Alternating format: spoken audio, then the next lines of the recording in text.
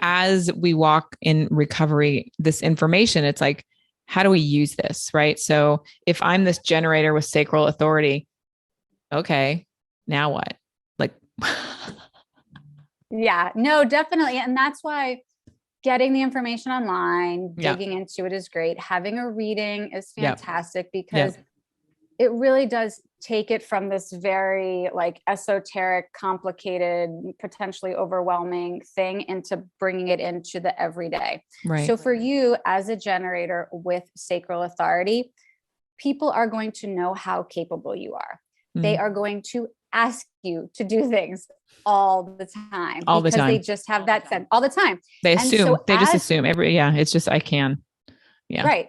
And so it is very common that someone as a generator with the sacral authority will have people pleasing tendencies because it feels good to be busy. It feels good to say yes. It feels good to take everything on.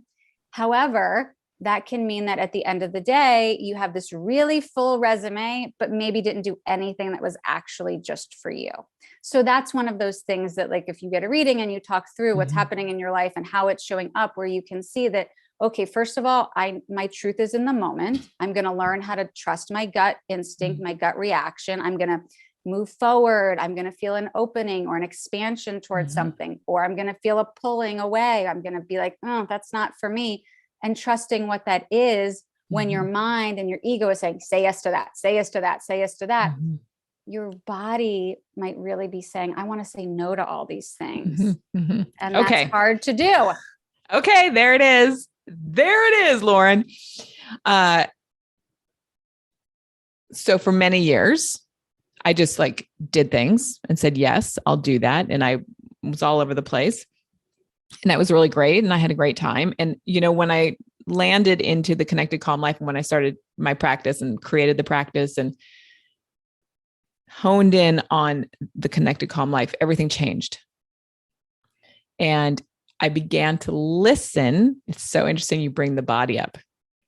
The body has the answers, right? That was the clear distinction, the clear distinction between living every day and just doing things. And then actually being useful and being seen and being heard and living on purpose. Yeah. Was when I started listening to my body.